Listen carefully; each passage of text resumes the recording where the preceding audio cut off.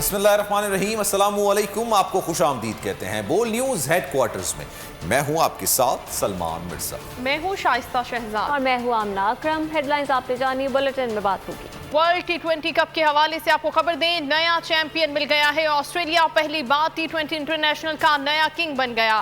Final مقابلے میں New Zealand کو یک طرفہ مقابلے کے بعد 8 وکٹوں سے شکست دے دی، 173 رنز کا ہدف 2 وکٹوں پر عبور کر لیا۔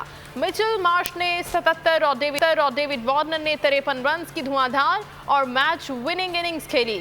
بہترین کارکردگی پر مچل مارش فائنل میچ کے مین آف دی میچ قرار پائے۔ ڈیوڈ وارنر کو مین آف دی ٹورنامنٹ کا ایوارڈ مل گیا۔ اور آپ کو بتائیں کہ پی ٹی آئی کے اتحادی آنکھیں دکھانے لگے۔ ایم کیو ایم کے بعد کاف لیگ نے بھی ملکی معاشی صورتحال کو نشانے پر رکھ لیا، حکومت کے ساتھ چلنا مشکل قرار دے دیا۔ پارلیمانی پارٹی اجلاس میں فیصلوں کا اختیار چودھری پرویز الہی کو دے دیا گیا۔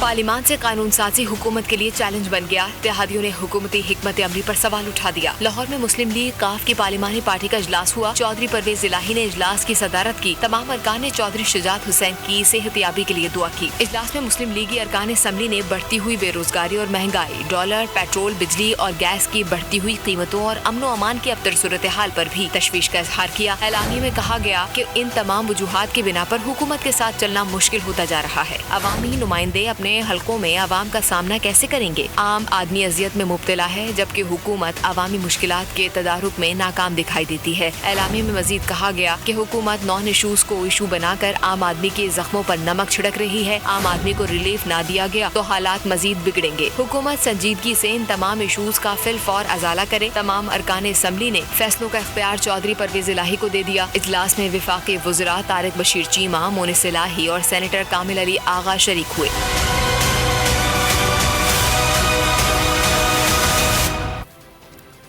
حکومت عوامی مشکلات کے تدارک میں ناکامی دکھائی دیتی ہے۔ اس کے علاوہ اسپیکر پنجاب اسمبلی اور کاف لیگ کے رہنما چودھری پرویز الہی نے ٹویٹ کیا ہے، کہتے ہیں کہ حکومت نان ایشو کو ایشو بنا کر عام آدمی کے زخم پر نمک چھڑک رہی ہے۔ عام آدمی کو ریلیف نہ دیا گیا تو حالات مزید بگڑیں گے۔ حکومت سنجیدگی سے ان تمام ایشوز کا فی الفور ازالہ کرے۔ عام آدمی اذیت میں ہے، عوامی نمائندے عوام کا سامنا کیسے کریں گے؟ ان وجوہات پر حکومت کے ساتھ چلنا مشکل ہوتا جا رہا ہے۔ پارلیمان کا مشترکہ اجلاس اور اتحادیوں کے تحفظات۔ وزیر اعظم عمران خان نے صورتحال پر مشاورت کے لیے سینئر وزراء کا اجلاس آج بلا لیا۔ وزیر اعظم عمران خان کی زیر صدارت سینئر وزراء کا اجلاس دن 11 بجے وزیر اعظم ہاؤس میں ہوگا، جس میں شاہ محمود قریشی، پرویز خٹک، اسد عمر، فواد چودھری سمیت دیگر وفاقی وزراء شریک ہوں گے۔ اجلاس میں پی ڈی ایم کی حکومت مخالف تحریک، سیاسی اور معاشی صورتحال پر غور کیا جائے گا۔ اجلاس میں اتحادی جماعتوں کے تحفظات دور کرنے سے متعلق مشاورت ہوگی۔ اپوزیشن کے ساتھ رابطوں میں پیش رفت کا بھی جائزہ لیا جائے گا۔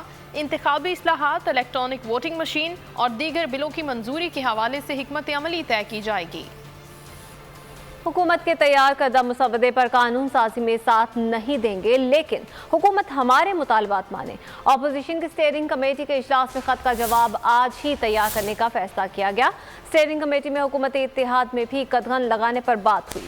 اپوزیشن اسٹیئرنگ کمیٹی حکومت کے اتحادیوں سے بھی رابطے کرے گی۔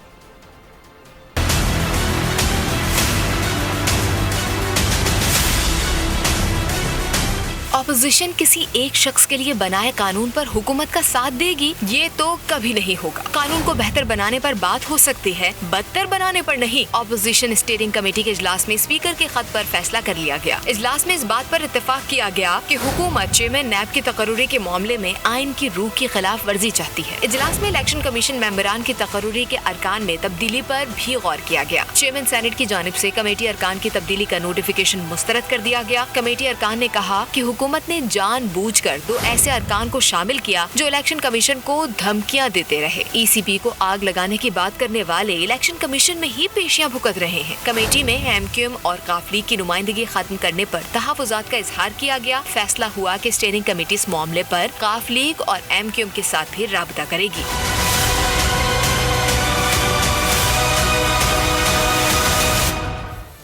وفاقی وزراء اپوزیشن پر برس پڑے۔ اسد عمر نے پی ٹی ایم کو سردیوں کی بیماری قرار دے دیا ہے۔ کہتے ہیں کہ گزشتہ 3 سال سے سردیوں میں بیماری آ رہی ہے، پی ڈی ایم کو ویکسین لگے گی، ٹھیک ہو جائے گی۔ شبلی فراز نے کہا کہ پی ڈی ایم جماعتوں کے درمیان اختلافات ہیں، وہ کبھی ایک نہیں ہو سکتے۔ مولانا فضل الرحمان کی صورتحال واضح نہیں، وہ رینٹے کراؤڈ والے بن چکے ہیں۔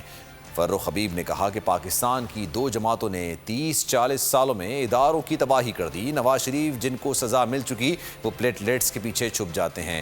عمران اسماعیل نے کہا کہ مولانا فضل الرحمان حکومت سے باہر رہنے کی عادت ڈال لیں، کیونکہ اب اقتدار مولانا فضل الرحمان کے نصیب میں نہیں۔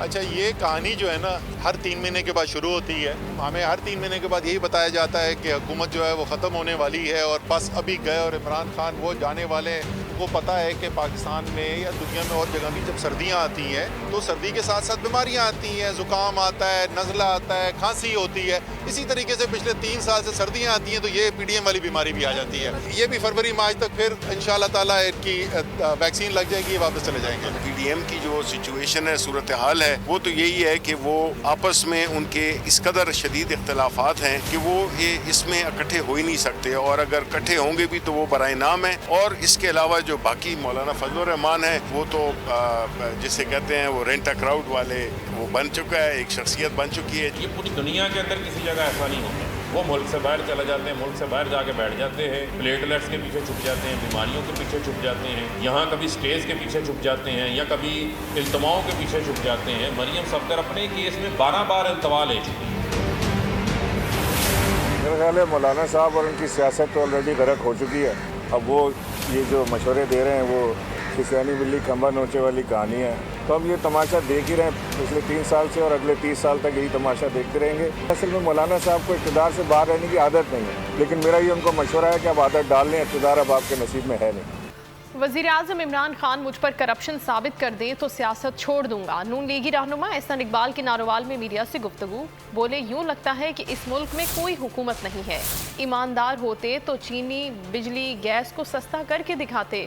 اگر گاڑی اناڑی نہیں چلا سکتا تو 22 کروڑ عوام کا ملک کیسے چلا سکتا ہے؟ احسن اقبال کی جانب سے یہ بیان سامنے آیا۔ انہوں نے کہا کہ وزیر اعظم عمران خان مجھ پر کرپشن ثابت کر دیں تو سیاست چھوڑ دوں گا۔ وہ ناروال میں میڈیا سے گفتگو کر رہے تھے۔ انہوں نے کہا کہ یوں لگتا ہے کہ اس ملک میں کوئی حکومت نہیں، اگر یہ ایماندار ہوتے تو چینی، بجلی اور گیس کو سستا کر کے دکھاتے۔ میں نے کہا کہ میں آج سے سیاست میں نہیں، میں 1993 میں سیاست میں آیا تھا، اور جو میری وراثت مجھے ماں باپ سے ملی تھی میں نے وہ بیچ کے سیاست کی ہے۔ تم ثابت کر دو کہ 2021 میں میرے اثاثے 1993 سے ایک مرلہ بھی زیادہ ہیں تو میں سیاست چھوڑنے کے لیے تیار ہوں۔ اگر ایک اناڑی سے گاڑی یا موٹر سائیکل نہیں چل سکتا تو 22 کروڑ عوام کا ملک ایک اناڑی کیسے چلا سکتا ہے؟ اور آج آپ نے دیکھا کہ اس اناڑی نے پاکستان کی ہر شعبے میں تباہی کر دی ہے، معیشت تباہ کر دی ہے، ہماری خارجہ پالیسی تباہ کر دی ہے، بھارت کشمیر اچک کے لے گیا اور دنیا میں کوئی ہمارے ساتھ کھڑے ہونے کے لیے تیار نہیں ہے۔ اور پاکستان میں پیٹرول مزید مہنگا ہو سکتا ہے، مشیر خزانہ شوکت طرین نے خبردار کر دیا، کہا عالمی مارکیٹ میں قیمتیں بڑھنے پر قیمتیں بڑھانا پڑیں گی۔ شوکت طرین نے روپے کی قدر میں کمی کی وجہ سٹہ بازی کو قرار دے دیا، کہا سٹے بازوں کے گرد گھیرا تنگ کریں گے، ذخیرہ اندوزوں کے خلاف بھرپور کارروائی کی جائے گی۔ انہوں نے کہا کہ IMF کو کئی چیزوں پر نو کہا، عالمی ادارے کے ساتھ معاملات طے ہونے پر جلد خوشخبری ملے گی۔